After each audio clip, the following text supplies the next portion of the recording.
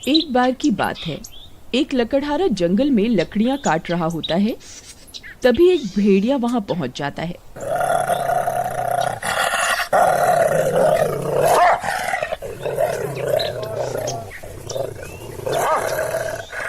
वह लकड़हारा उस भेड़िए को देखकर बहुत डर जाता है। अरे मर गए रे, ये कमबख्त भेड़िया कहाँ से आ गया? अब क्या करूं? ये तो मुझे कच्चा ही खा जाएगा। अरे भेड़िए, चल भाग यहाँ से, भाग।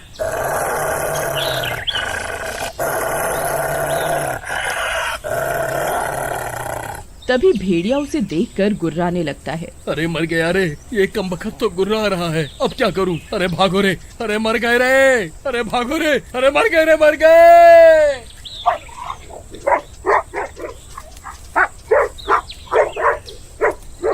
फिर वह भागने लगता है। तभी वह भेड़िया भी उसका पीछा करता है। फिर जेठालाल भागते भागते जमीन पर गिर जाता है। अरे मर गया रे, हाय रे, मेरी तो टांग ही टूट गई। तभी वह भेड़िया भी वहाँ पहुँच जाता है और जेठालाल की टांग पर काट लेता है। अरे मर गया रे, हाय रे। अरे भेड़िए, तेरा नाश मिटे, मेरी टांग ही खा गया। हाय रे, हाय।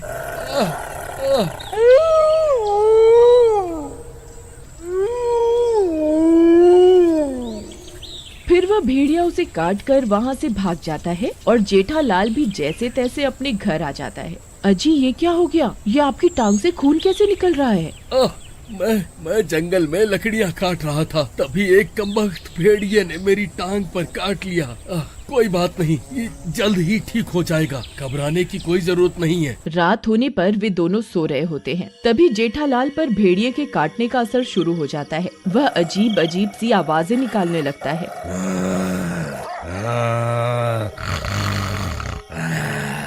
ये आवाजें सुनकर उसकी पत्नी डर जाती है। अरे नास मिटे, ये कैसी कैसी आवाजें निकाल रहा है? चुपचाप सो जा, नहीं मेरी नींद खराब मत कर, नहीं तो सुबह खाना नहीं बनाऊंगी। तभी जेठालाल आधा भेड़िया बन जाता है।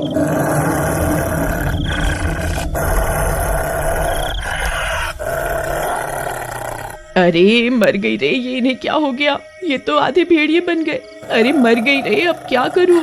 फिर कमला भागकर घर से बाहर चली जाती है और बाहर से दरवाजा बंद कर देती है। फिर वह हैवान जोर जोर से दरवाजा पीटने लगता है और बाहर निकलने की कोशिश करने लगता है।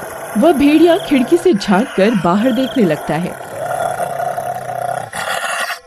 मूर्ख औरत, दरवाजा खोल, मुझे बहुत भूख लगी है। खोल दरवाजा। अजी, ये आपको क्या हो गया? आप तो आधे भेड़िए बन गए हैं जी। कहीं उस भेड़िए के काटने की वजह से तो ये सब नहीं हो रहा। अब क्या करूं? तभी इतना शोर शराबा सुनकर कुछ गांव वाले भी वहां पहुंच जाते हैं। घर में उस आधे भेड़िए आधे इंसान को देखकर सभी चौंक जाते हैं।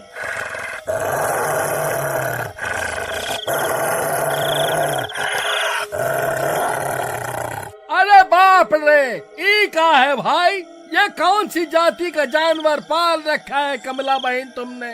अरे मूर्ख, ये कोई जानवर है? ये मेरे पति है। आज सुबह जंगल में इन्हें किसी भेड़िए ने काट लिया था, जिसकी वजह से ये भी आधे भेड़िए बन गए हैं। अरे जेठा भाई, क्या हुआ?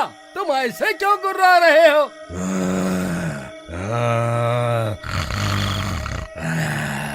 जरा शांति से बैठ जाओ भाई, सब ठीक हो जाएगा। तभी वह गुर्राने लगता है। मूर्ख गाँव वालों, मुझे एक बार घर से बाहर निकलने दो, फिर देखो मैं तुम्हारी क्या हालत करूँगा। अरे भाई, अगर ये बाहर निकल गया तो हम में से किसी को जिंदा नहीं छोड़ेगा। लेकिन भाई, अब इसका करे क्या?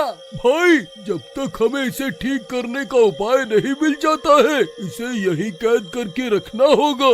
फिर सब गांव वाले रात भर उस घर के बाहर हाथों में मशाल लेकर पहरा देने लगते हैं।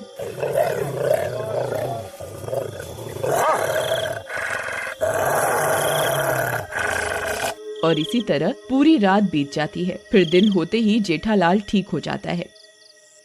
अजी, आपको कुछ याद भी है? कल रात को आप आधे भेड़िए बन गए थे। तुम ये क्या कह रही हो भगवान? ये कैसे हो सकता है? मैं ठीक कह रही हूँ जी। आप रात होते ही भेड़िया बन गए थे। आपके गुर्राने की आवाज सुनकर गांव के सब लोग घर के बाहर इकट्ठे हो गए थे। ये सब सुनकर जेठालाल हैरान परेशान हो जाता है। फिर रात होते ही अजी मुझे आपको रस्सी से बांधना ही होगा। अगर आप कल की तरह फिर से भेड़िए बन गए तो मेरी शामत आ जाएगी। अरे तुम्हारा दिमाग खराब तो नहीं हो गया? मैं कोई जंगली जानवर थोड़े ना हूँ जो मुझे घर पर बांध कर रखना चाहती हो। मैं तुम्हें अपने आप को बांधने नहीं देने वाला। अजी नहीं नहीं, ये आप क्या कह रहे हैं? सुनिए जी, वैसे ही रात हो चुकी है, आप किसी भी वक्त भेड़िए बन जाएंगे। कृपा करके मेरी बात सुन लीजिए। अरे चल हट, बड़ी आई मुझे बांधने वाली। तभी कुछ गांव वाले भी वहां पहुंच जाते हैं। मारो मारो, आज इस भेड़िए को नहीं छोड़ना है, आज इसे जान से मार कर ही रहेंगे। अरे मर गए रे, इस कमबख्त ने तो सारे गांव वालों को मेरी जान लेने के लिए बुला रखा है। अब क्या करूं? ये लोग तो मुझे जान से मारना चाहते हैं। नहीं जी, आप गलत सोच रहे हैं, मैंने इन गांव वालों को नहीं बुलाया जी। फिर सब गांव वाले उनके घर में घुस जाते हैं। तभी कमला जेठालाल के आगे आकर खड़ी हो जाती है। कमला बहन, तुम आगे से हट जाओ, आज हम इस हैवान को नहीं छोड़ेंगे। अगर ये हैवान बन गया तो हम सबकी शामत आ जाएगी। नहीं नहीं, मैं ऐसा तुम्हें कुछ नहीं करने दूंगी। खबरदार किसी ने आगे आने की कोशिश भी की तो। सुनिए जी, आप यहाँ से भाग जाइए, नहीं तो ये सब गांव वाले आपको जान से मार देंगे। फिर जेठालाल वहाँ से भागने लगता है। अरे भागो रे भागो, ये गांव वाले तो पागल हो गए हैं। अरे मर गया रे, भागो रे भागो भागो। अरे मारो रे, ये बच के नहीं जाना चाहिए। मारो मारो मारो। सभी गांव वाले हाथों में मशाल लेकर उसका पीछा करने लगते हैं। आज इसे जिंदा नहीं छोड़ेंगे, मारो मारो। तभी भागते भागते वे सब लोग घने जंगल में पहुंच जाते हैं। जेठालाल भागकर कहीं झाड़ियों में चला जाता है। सभी गांव वाले जंगल के बीचों बीच पहुंच जाते हैं। डर के मारे सबकी हालत खराब हो जाती है। अरे मर गए रे, ये कमबख्त कहाँ जाकर छुप गया? अब क्या करे भाइयों? तभी झाड़ियों में से किसी के गुर्राने की आवाज आने लगती है।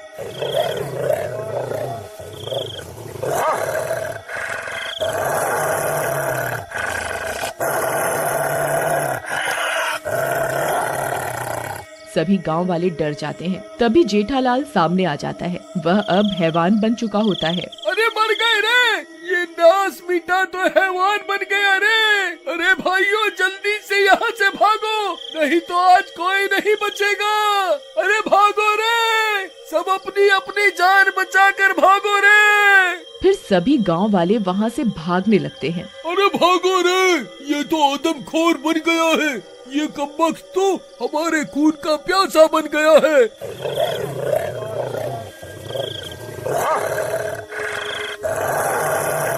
अरे भागो रे भागो।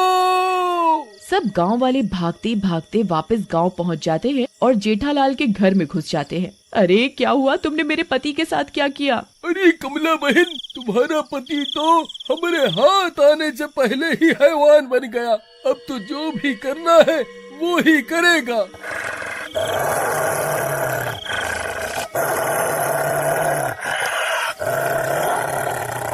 तभी वह हैवान भी उनका पीछा करता हुआ वहाँ पहुँच जाता है।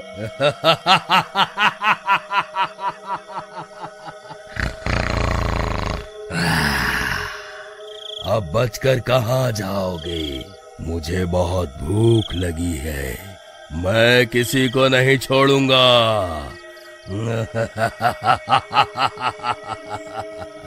अजी रुक जाइए, ऐसा मत कीजिए। देखिए ना, इस तस्वीर को देखिए, मैं आपकी पत्नी हूँ और आप मेरे पति हैं। आपको कुछ भी याद नहीं है क्या? फिर उस तस्वीर को देखकर वह हैवान कुछ पल के लिए वहीं रुक जाता है। तभी वहाँ एक महामुनि पहुँच जाते हैं और उस हैवान के गले में एक माला डाल देते हैं। जैसे ही माला उसके गले में पड़ती है, जेठालाल के ऊपर से उस हैवान का साया हटने लगता है और देखते ही देखते वह ठीक हो जाता है। अरे आप तो ठीक हो गए महामुनि, आपको बहुत बहुत धन्यवाद। देखो वत्स, जब तक इसके गले में ये माला रहेगी ये ठीक रहेगा। तुम्हें इस बात का ख्याल रखना होगा कि रात होने से पहले ये इस माला को जरूर पहन ले, नहीं तो अनर्थ हो जाएगा। महामुनि, आपका बहुत बहुत धन्यवाद। लेकिन क्या मैं पूरी जिंदगी ऐसा ही रहूंगा? क्या इस श्राप का कोई इलाज नहीं है? देखो वत्स, जब तक मैं श्राप को काटने का कोई रास्ता नहीं ढूंढ लेता तब तक तुम इस माला को अपने साथ ही रखना। मैं जल्द ही कोई उपाय ढूंढता हूँ। इतना बोलकर वह महामुनि और सभी गांव वाले वहाँ से चले जाते हैं। फिर कुछ दिनों के बाद एक चोर उनके घर की खिड़की से झांकने लगता है। उस माला को देखकर उस चोर की आंखें फटी की फटी रह जाती हैं। अरे वाह वाह, ये तो बहुत कीमती माला लगती है। आज तो मजा ही आ गया। वाह वाह वाह। अगर आप अगला भाग देखना चाहते हैं तो कमेंट में जरूर बताइएगा। Thanks for watching.